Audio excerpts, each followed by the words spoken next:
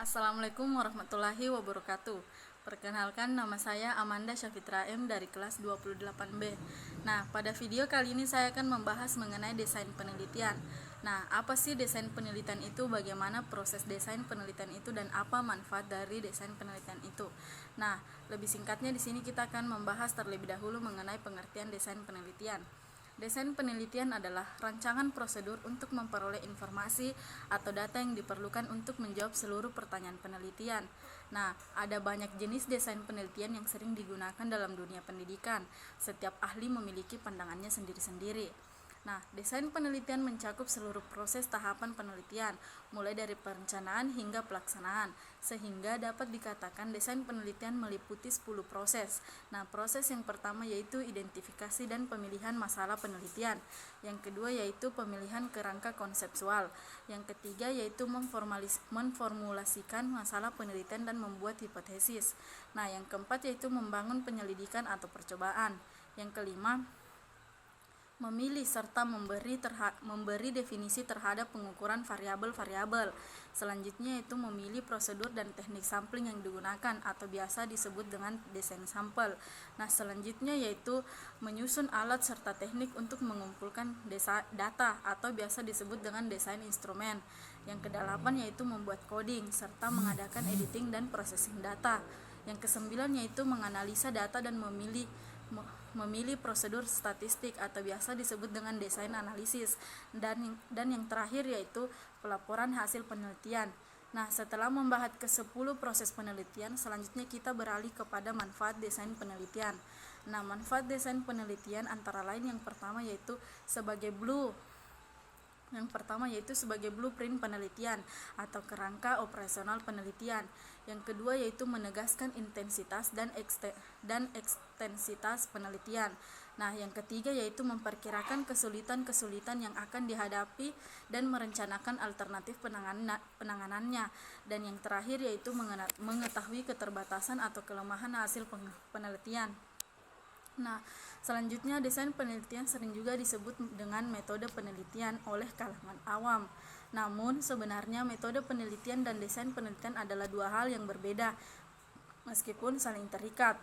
Nah, desain penelitian adalah rencana atau rancangan untuk menjawab pertanyaan penelitian, sedangkan metode penelitian adalah strategi untuk mengimplementasikan rancangan tersebut.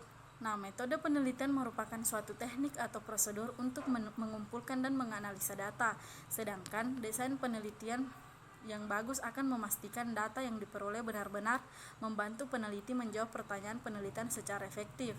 Nah, selanjutnya kita akan membahas mengenai klasifikasi berdasarkan waktu. Cross-sectional adalah penelitian yang dilakukan dalam satu waktu tertentu dan tidak akan dilakukan penelitian lain di waktu yang lain untuk diperbandingkan. Selanjutnya longitudinal. Longitudinal adalah penelitian yang dilakukan antar waktu.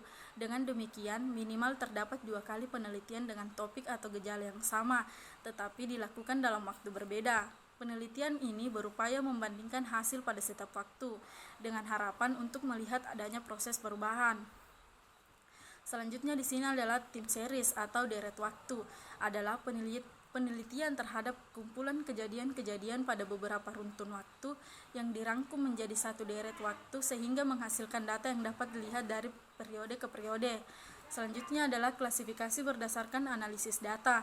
Dalam kegiatan penelitian ada dua sisi yang seringkali menjadi bahan perdebatan yang menyangkut masalah metode analisis yang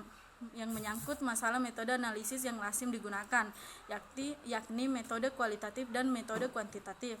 Nah, pada hakikatnya kedua metode tersebut tidak dapat dipisahkan secara tegas karena kedua metode tersebut sering pula saling melengkapi. Namun demikian, penelitian kuantitatif biasanya mengandalkan kekuatan analisisnya, yakni merupakan pengujian data secara statistik.